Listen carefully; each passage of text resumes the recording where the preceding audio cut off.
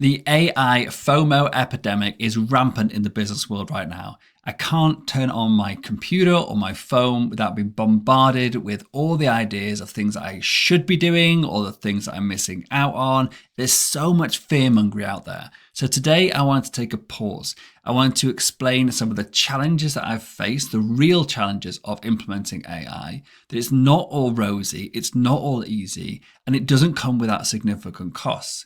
I also want to explain some of the real challenges I've had to go through internally about our identity as a business, about what it means to what we should be doing right now in terms of, should I be sacking all my staff and focusing on AI? Should I be pivoting to get onto this AI bandwagon and make the most of it while, we're in the tide of this new AI era? There's so much challenge out there, so many things that have caused so much pain and suffering and late nights. I wanted to actually share some of it because I think it'll be helpful to understand the challenges that I'm going through, because I'm pretty sure you will either have already been through them, you'll be witnessing other people going through them, or you're about to go through them, because what I've experienced isn't unique to me. I spoke to many business owners about this stuff, and they've encouraged me to share this with you today. So the question is this: how do entrepreneurs like us, who don't have an endless supply of cash, how do we leverage the best apps, virtual assistants, automation tools, and systems to scale our businesses, increase our profits, and have more time to do what we love to do each day? That is the question, and this podcast will give you the answer. My name's Dr. Steve Day, and this is Systemize Your Success. Okay, so what I want to talk about today are the challenges that I've faced over the past couple of months especially, but actually over the past, say, year or so of really getting into AI, of the FOMO that's out there at the moment, of the fear of missing out, of all of this stuff, of that shiny penny syndrome, and what effect that is happening on me internally, my business, and also the direction we're going. Also, that moment when I actually thought, wow, should I just sack my business off today, start from scratch, and build an AI first business from day one? Is that actually the way I should be looking at the world now? And everything I've done so far is just no longer going to be of value. I want to discuss that because I think, again, many businesses I've spoken to, are going through these same fears and challenges with their current belief in what they do and what they know. There's also some really positive stuff here about how going through this journey made me realize that actually the human-centric stuff that I have been learning and teaching and sharing with people, the stuff about how to actually get the most out of people, be a human with humans, that would be empathetic and be considerate, those things actually are still hugely invaluable, if not more than they ever have been. So that, I think, is the silver lining to some of this, that yes, AI can do great stuff, but we need to know how to work effectively with the AI, and that is what I want to get into later as well. So first off, I want to hit in with the challenges. Over the past few weeks, I have slept very little. I have been totally overwhelmed by Claude Code. Yes, it can do incredible things, but at this moment in time, it doesn't come without some costs. There is some setting up to be done. There is some learning to be done. To be honest, there's a lot of both. But if you get it nailed and you have your setup done, and it only takes, if you know what you're doing, a few hours, then you can start actually playing around with it. And the stuff you can do compared to what I could do with the ChatGPT is just mind-blowing. Like today, for example, I was demonstrating to one of my clients that I've set up a task board on my Asana task management app, and it has an AI agent attached. And I'm slowly starting moving tasks onto this board, and the AI agent is going away, doing them, and then reporting back just like a human would. If they've got issues, they flag them up and ask questions. If they haven't, they complete the task and mark it as done. These simple things, like it's creating a human environment for me to be able to interact, for my staff to be able to interact, but utilizing the AI. So when I've got this sort of interface nailed, it'll mean that my staff won't need to be understanding how the technicalities of the Claude work in the background, or even having to open up Claude Code on their desktop to be able to use it. They'll just delegate work like it would to anybody. And I think that will make this so much more accessible and usable. We don't have to reteach how people interact in this time. I think over the years, people will it'll become second nature, just like using the internet is now, about using Google, for example. And for many people, using Claude AI or chat GPT, the chat interfaces, that's second nature as well. But this is going a level deeper, and the understanding of the power of this stuff. And actually, maybe I don't want to give the power of what a Claude Code can do to my staff, because it can do a lot. Given the right permissions, it can pretty much do anything you want it to. Rewrite your entire hard drive or delete your entire hard drive if you aren't careful. You can basically set up, delete apps, add users, whatever you give it permission to do, it can go away and do without your intervention if you're not careful. Again, I'm saying if you're not careful, because all of these things are preventable, but going carte blanche and allowing people to have access to everything is not the approach you might want to take, especially with new members of staff. So this approach I'm going for is trying to bridge the world of the human, the world of AI, with an interface that feels very familiar to my staff, is overcoming that one of the biggest challenges, which is how do I actually train on my staff to use this? How do I get them to set this up in their working environments? How do I give them the right permissions? How do I set up these things called GitHubs to be able to store my files in the cloud and sync them with the people that are using them? There's so much technical stuff to get your head around to get this stuff properly working. So if I'm going to work on that and learn that, or it's going to be like a dedicated, like cool AI dude to come and actually do that for me, that's great. But then having to train my entire team on the technical stuff may not be actually practical in the short term. So this is one of the things I'm going for to try to actually overcome that. More of that to come in the future as we get it properly rolled out. Second challenge is, actually not challenge, the second problem I've had at the moment is the FOMO. Like literally, every single day, someone will tell me what they're doing with AI. My coach, for example, will show me, hey, you've just built this amazing thing that does X, Y, Z, by building websites or doing marketing research reports or analyzing your entire business. Or my clients are telling me that they're set up the whole of the EOS traction system by Gino Wickman into their business with an AI agent, which is basically coaching them on AI, on EOS, better than an EOS coach could do. EOS, if you're wondering, is the entrepreneurial operating system designed by Gino Wickman in the book Traction. And that client, for example, is just blowing my mind about what's actually achievable with this stuff. And I'm getting there, but I'm also 2 steps behind in so many areas. Then I turn around and look back, and there's people who haven't even used AI chatbots yet, and I feel so far ahead of them. And that is the whole problem with FOMO, is that we sometimes lose sight of how far we've come. We focus on the goal that's in front of us, and that goal never, ever can be reached. It's constantly moving away from us. It's the gap and the gain philosophy by the book with the same name, which I can't remember the title of, the name of the author, sorry.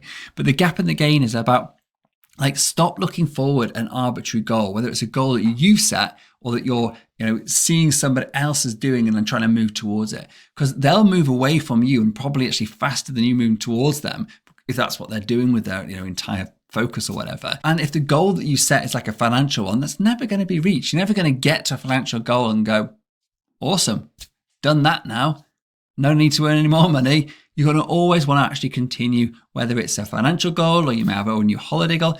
Things always change and move. So you never actually reach a point of complete serenity when you don't feel you need to move forward, unless you go down the route of being an enlightened monk, etc., and actually take more value and joy from living with presence, purpose, and peace. If you go down that route, then great. But for most of us business owners, that never really happens.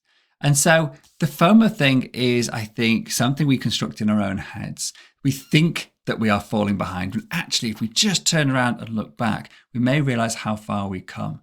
The fact that you are aware of AI, that you're thinking about it in your business, you're actually ahead of many people. What we need to now do is to make this real. What's actually relevant to you? What do you need to know now? Do you need to get into things like Claude Code now? Or actually is using something like ChatGPT or Claude Chat actually going to be able to augment your existing staff to a point where their productivity goes through the roof without you having to think about all of this technical, sort of really full-on AI automated type of behaviors? And it's the same thing that happened with automation. I've got clients now who haven't automated a single part of their business when they meet me. These are clients that have been going on for decades. And this is in a time when automation has been around for even more decades. It's not a new concept, but it completely revolutionizes business. AI is just the next evolution of that. And there will be businesses 20 years from now that aren't heavily using AI. They may be using it in bits and bobs, but they're probably not going to go full all in unless everybody suddenly becomes a techie geek and they want to just focus on this stuff, or they suddenly, change their personality types to think, I want to invest my time on hiring a tech geek into my business and get them to actually build this for me. But that hasn't happened to date, whether it's been websites, technology like chatbots, or AI introduction to this point, or automation using CRMs, like these things that many of us business owners think, well, of course everyone's using them. How could you run a business without those things? From my experience, there are many, many business owners that are not even touching the existing technology that we have available, let alone opening up this huge can of worms, which is the world of AI. So my point here is just be proud of the fact you're on this journey. You're listening to this podcast. You haven't switched off when I mentioned the word AI thinking, oh, that's not something you want to ever get involved with. Because the fact you're here, the fact you're still listening means you're on this journey already. You're becoming aware of the stuff that is available, what is around. Like me telling you can actually build something that your staff can interact with your AI as if that AI was another member of staff. Hopefully that's opened your ideas to what's possible. Because when someone told me that concept, I was like, that's awesome. I'm going to go and build that today. If that's like you, then great, connect with me. We'll have a chat and we'll see what we can produce together. The more minds, the merrier on this stuff. It's just so vast, and so the possibilities are so endless that I'm seeing such an amazing collaboration as well between people.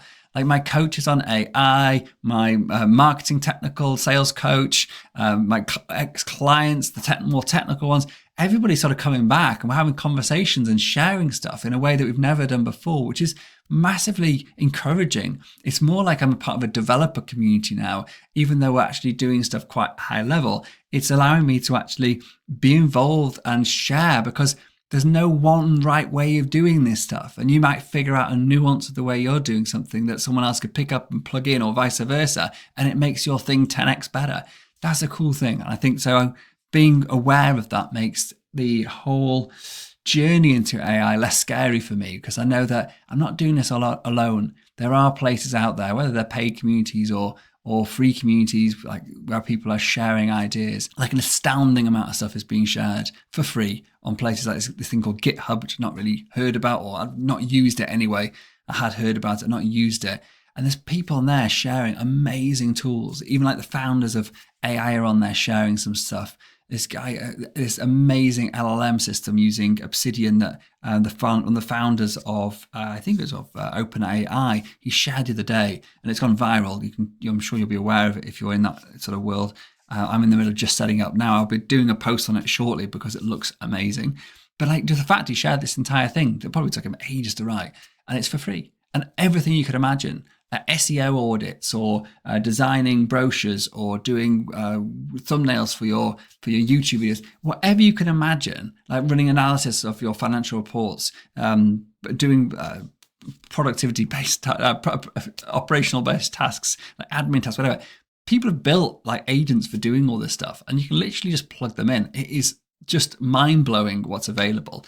But obviously that does come with a little bit of technical challenges along the way. So, I advise get some help.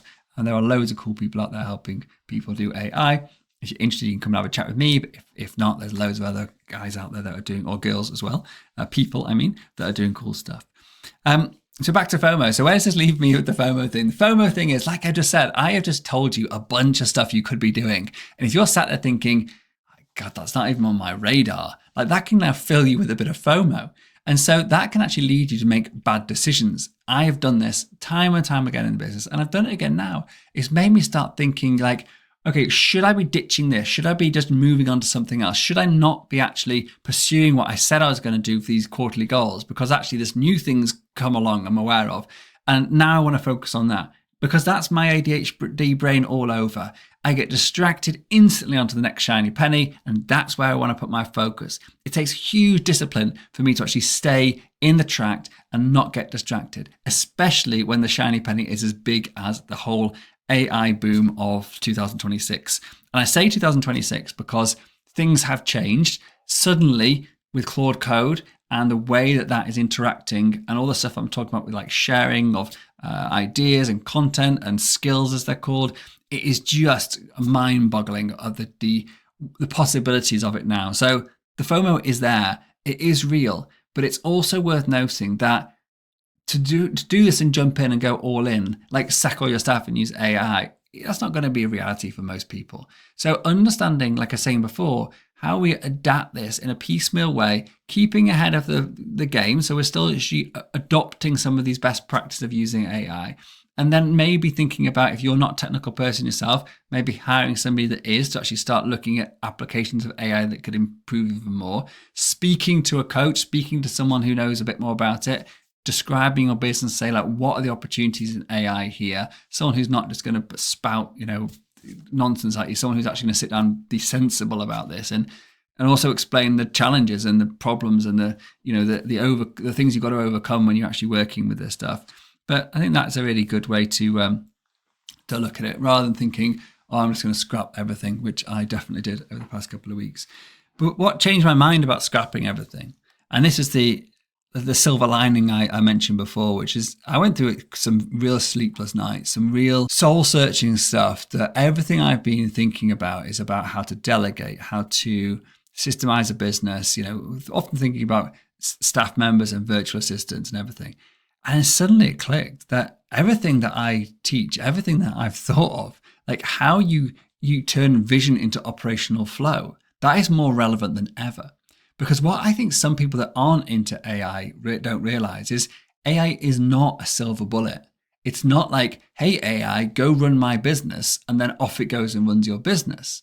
You need to give it clear goals, clear deliverables from tasks. You need to set boundaries where it can work. You need to give it context. You need to give it the grounding and understanding about how your business culture works. You need to give it the values of your company to understand, so it understands how to act in a way aligned with your business's vision. You need to train it up, give it tasks, see how it functions, learn from that, and then build up the complexity of the work it is doing. We need to map things out in a way that it can understand. How do parts of your business link together? How do you give instructions? How do you check work's done? Is there any specific things that should be checked before your work is done and handed in or completed? Like all of these things I just described are literally the things that I have been teaching how to help humans do this stuff, how to get stuff out of your head as the business owner and onto someone else's plate. Like that is what we're talking about here, and doing that in a really managed way that doesn't become overwhelming for you. And if those skill sets are just literally transferable to the AI world, and in some ways are even more important, because we're not going to have the hopefully common sense of the human so much. I'm not saying AI doesn't have some appearance of common sense, but often it will act because you've asked it to. Claude Code is pretty good at sort of checking in with you. But when you give it, when you can take away like all check-in permissions and let it go, and it can do some pretty crazy stuff. So you've got to be careful. But just like a human, like humans can do anything they want. They can do crazy stuff. They can make decisions that, oh, I'm going to sell all of the company's assets off. Like that is something that a person could do if they went a bit crazy. So we have to be careful, and we have to train people. We have to keep our eye on them. We have to monitor people. Do they look like they're going a bit psychotic, or actually are they looking like they're pretty calm and they're okay? Can they be given the company credit card or not? Like these decisions have to be made, whether it's a human doing this or an AI doing this. And these are the same decisions that happen with HR, the same with management, the same with delegation, the same with systemization. All of these things are as relevant, if not more relevant, in my opinion, with the advent of AI compared to how they have been with humans. Yeah, and one more thing, like when you're working with an AI, like you give it a task, or it could be a complex task, but let's just keep it simple. You give it a simple task to do, and it comes back with a result. Now, the better your instructions were, whether you call that a prompt or what's called in Claude Code the MD file, like the markdown file of how you explain what you want this thing to do, the better those instructions are, the more likely you're going to get a good result. But we often don't. Your instructions weren't clear. It misinterpreted something. You didn't provide all the context it needed. There's a countless reasons why you did not get what you expected to. So then we have to be patient. We have to be patient. We have to give it feedback. And we have to be able to look into the mind, so to speak, of the AI and think, why did it do that? We need to ask questions. Why did you do this instead of this? What was your reasoning here? Get the AI to question itself and then to repair what wasn't right before. That is the iterative process that you say you have with a human.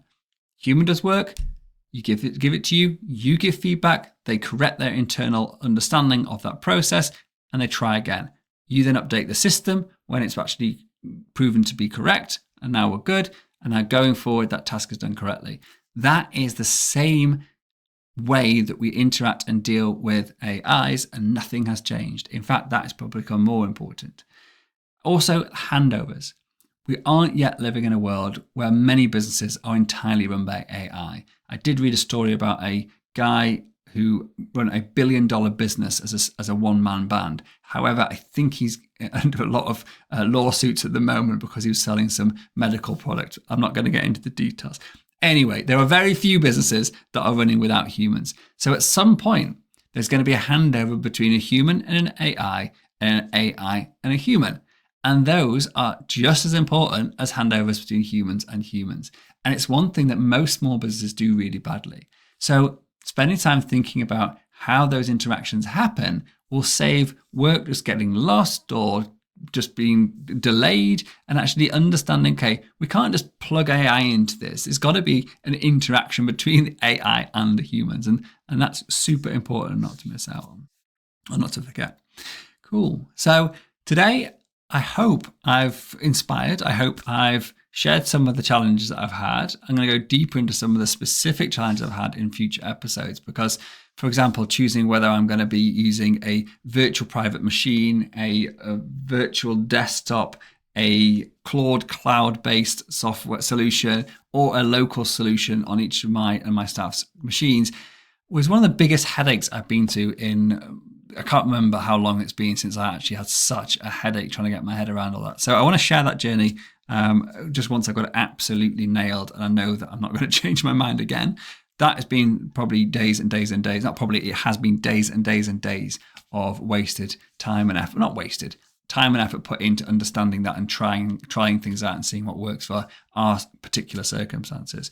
And a bunch of other stuff besides, which I want to go into. And I also want to share some of the cool stuff we're building over the coming episodes. Like for example, like how we actually went through and built the AI agent inside our Asana. And it's all powered from Claude in the cloud, but we're able to interact with it. And when that starts building out, as I'm getting into some more stuff, I will start sharing that. And I'm hopefully going to do some little YouTube videos to show how to build that stuff as well. So do keep listening, get subscribed. Don't miss out on this stuff coming up in the future. I hope you found today useful. Please, if you have, do share it with anyone you know who runs a small business, who's interested in learning more about how to live with more peace and presence and more purpose, and do so by utilizing AI, automation, and virtual assistants and systems. Thank you very much indeed. Take care. Bye.